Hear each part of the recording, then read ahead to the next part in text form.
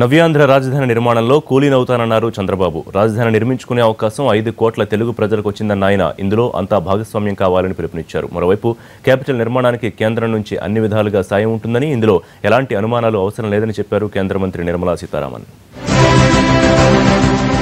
చిరుజల్లులు, ఆహ్లాదకర వాతావరణం, వేద మంత్రోచ్చరణలు, పండుగ వాతావరణంలో జరిగిన రాజధాని భూమి పూజ చారిత్రక ఘట్టం అనంతరం చంద్రబాబు, ముఖ్య నేతలు బహిరంగ సభలో పాల్గొన్నారు. ఏపీ రాజధానికి జరిగిన భూసేకరణ దేశానికే ఆదర్శమన్నారు సీఎం చంద్రబాబు. రాజధానికి దేవతల రాజధాని అమరావతి పేరు పెట్టామని, పేరు, స్థల మహిమ వల్లే చిరుజల్లులు స్వాగతం పలికాయన్నారు. తాము నిర్మించే రాజధాని సింగపూర్ కంటే మెరుగ్గా ఉంటుందన్నారు బాబు. రాజధాని చుట్టుపక్కల రింగు రోడ్డు నిర్మిస్తామన్నారు.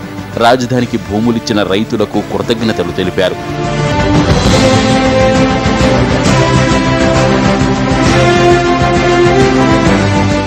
ఏపీ నూతన రాజధాని అమరావతి నిర్మాణానికి కేంద్రం అన్ని విధాలుగా సాయం చేస్తుందని కేంద్ర మంత్రి నిర్మలా సీతారామన్ అన్నారు. మందడంలో భూమి పూజలో పాల్గొన్న ఆమె రాజధాని భూమి పూజకు చిరుజల్లులు పడటం శుభసూచకం అన్నారు. కేంద్ర ప్రభుత్వం తరపు నుంచి ఇక్కడ ఇటువంటి ఒక మంచి కార్యక్రమాల్లో పాల్గొనడానికి వచ్చిన దానికి నాకు చాలా సంతోషంగా ఉంది. ఖచ్చితంగా కేంద్ర ప్రభుత్వం ఆంధ్రప్రదేశ్లో మంచి ఒక రాజధాని, బంగారమైన ఒక రాష్ట్రం నిర్మాణం చేయడానికి ఎంత కావాలో అంత సదుపాయం చేస్తుందనే వాగ్దానం ఇచ్చి, రాజకీయ ప్రయోజనాల కోసమే రాష్ట్ర విభజన చేశారని, ఆస్తులు, అప్పుల పంపకాల్లోనూ హేతుబద్ధత లేదని విమర్శించారు చంద్రబాబు.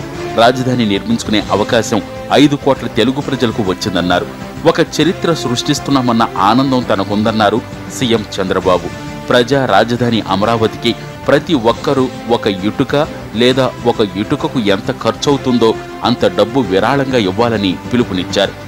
ఈ ప్రజా రాజధాని కోసం ప్రతి ఒక్క వ్యక్తి ఒక ఇటుక, లేకపోతే ఒక ఇటుక విలువ ఎంత అవుతుందో అంత డబ్బులు కాంట్రిబ్యూట్ చేసి అన్ని విధాల ప్రతి ఒక్కరూ భావించాలి.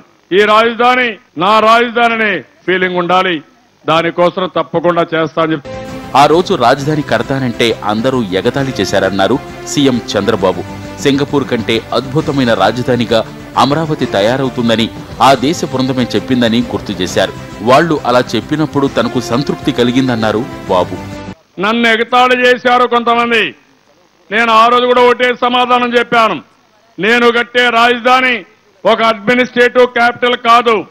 ఈ రాజధాని ప్రపంచంలోనే, ఇప్పుడు మనం సింగపూర్ మాట్లాడుకుంటున్నాం. నాకు ఎంత ఆనందం అంటే మొన్న సింగపూర్ నాయకులు వచ్చి, కన్సల్టెన్సీ వచ్చి మాట్లాడుతూ సింగపూర్ కంటే మెరుగైన నగరం మీ అమరావతి వస్తుందని చెప్పినప్పుడు నేను ఎంతో ఆనందపడ్డానని చెప్పి కూడా నేను మీకు తెలియజేస్తున్నా. యూపీఏ ప్రభుత్వం రాజధాని కమిటీ వేసి మన మధ్య విభేదాలు సృష్టించేలా చేసిందని ఆరోపించారు చంద్రబాబు. 13 జిల్లాల ప్రజలకు ఆమోదయోగ్యంగా ఉండాలనే తాను రాష్ట్రానికి మధ్య రాజధానిని ఎంపిక చేశానని చెప్పారు. బ్రహ్మాండమైన రాజధానిని 21వ శతాబ్దపు రాజధానిని నిర్మించి చూపిస్తానన్నారు ఏపీ సీఎం చంద్రబాబు. దేవతలకు రాజధాని అమరావతి, ఒకప్పుడు దేవేంద్రుడి రాజధాని అమరావతి. అలాంటి అమరావతి పేరు పెట్టుకుని మనం ముందుకు పోతున్నాం. అందుకనే పేరు మహిమ, స్థల మహిమ.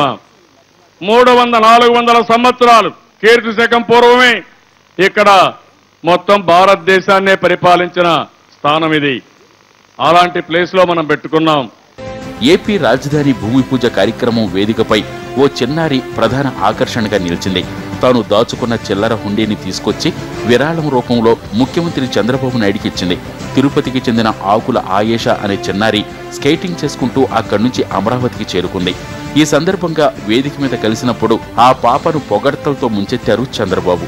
4వ తరగతి చదువుకునే పాప భవిష్యత్తులో బ్రహ్మాండమైన రాజధాని రావాలని, ఆవిడ భవిష్యత్తు కోసం, ఖర్చుల కోసం దాచుకున్న డబ్బుల్ని రాజధాని కోసం ఇస్తా ఉంది.